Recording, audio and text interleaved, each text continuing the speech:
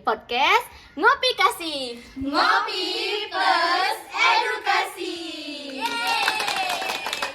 Nah, di episode kali ini kita bakalan bahas tentang ngopi terus tapi bikin hormon kacau. Semuanya, jadi hari ini kita mau bahas tentang hal yang kaitannya nih nggak jauh-jauh dari mahasiswa nih. Pastinya udah kopi dong. Kalian sadar nggak sih sekarang mahasiswa kalau nugas pasti nggak jauh-jauh dari kopi kan? Iya.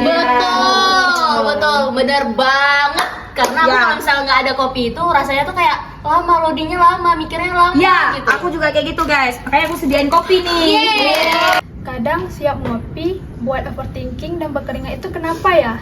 Mungkin bukan efek kafein aja, mungkin efek kangen. Tapi bentar, serius dulu nih, kebetulan ada dokter Alfia nih. Kita langsung tanya ke dokternya. Emang betul nggak sih dok, kalau kita siap ngopi itu bikin hormon kita jadi kacau? Oh, itu bisa jadi sih, karena kan kafein itu bisa buat tubuh kita ngeluarin yang namanya hormon adrenalin atau kortisol. Jadi kalau hormon itu semakin sering kita keluarin, itu bisa buat tubuh kita menjadi mode siaga darurat.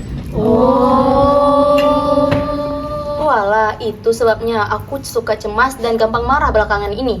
Iya, itu bisa jadi kalau hormon kortisol kita naik, itu bisa membuat siklus haid kita terganggu, timbul jerawat, dan bisa nurunin kualitas tidur. Gitu. Aku tuh sering lihat di TikTok, katanya minum kopi bisa bikin awet muda. Itu bener nggak sih? Gini loh, sebenarnya kopi itu memang punya antioksidan. Tapi kalau kebanyakan, apalagi dengan gula dan krimernya itu, efeknya tuh bisa kebalik, bisa ganggu keseimbangan insulin dan metabolisme kita. Oh, begitu. Ya ampun, jadi kopi instanku ini berdosa banget ya? Kak, kopi 1, stres 2.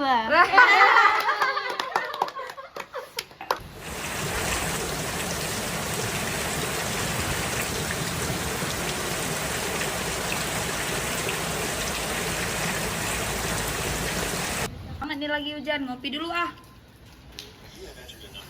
Nih kebetulan ada kakak baristanya plus ilmuwan kopi nih. Jadi kita tanya langsung nih dari sisi kopinya. Emang dari kopi kak ada sisi kimianya nggak sih? Betul banget, dalam kopi ada ratusan senyawa organik asid dan kafein. Tapi kalau diseduh terlalu pekat atau diminum ketika perut kosong, nah bisa membuat asam lambung kita naik dan bisa membuat stres juga.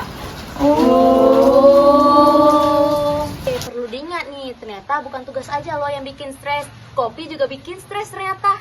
Nah ini yang terjadi di mahasiswa. Kopi sering dijadikan bahan pelarian, padahal stresnya nggak beres-beres. Malah ditambah rangsangan hormon stres dari kafein. Akhirnya jantung berdebar, susah tidur, dan gampang nangis tanpa sebab. Banget. Cut, kamu nangis karena kopi atau karena cowok yang kemarin di barista? Kita balik lagi ke topiknya. Jadi ini Kak Vira, kasih tips dong untuk minum kopi lebih sehat tuh kayak mana? Yang pertama, hindari kopi saset yang banyak gula. Yang kedua, jangan minum kopi 6 jam sebelum tidur. Dan jangan minum kopi waktu perut kosong. Oke, berarti gitu ya tipsnya Kak? Iya dong. Nah, jangan lupa pilih biji kopi yang fresh. Kopi basi bisa oksidasi dan bikin lambung kita nggak nyaman. Oke, berarti aku upgrade kopi saset ke kopi beneran ya Ki? Nah, sebelum kita tutup, apa nih kalimat masing-masing dari kalian tentang pelajaran hari ini soal ngopi dan hormon? Oke, berarti ngopi boleh nih, tapi jangan jadi pelarian waktu stres. Hormon stabil kalau gaya hidupnya seimbang. Jaga waktu minum dan porsinya.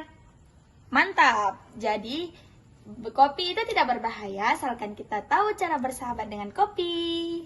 Yeay. Dan itu dia episode kali ini, ngopi terus tapi bikin hormon kacau. Semoga kalian setelah nonton podcast ini nggak nyeduh kopi di jam 10 malam. Sampai jumpa di episode selanjutnya. Dadah!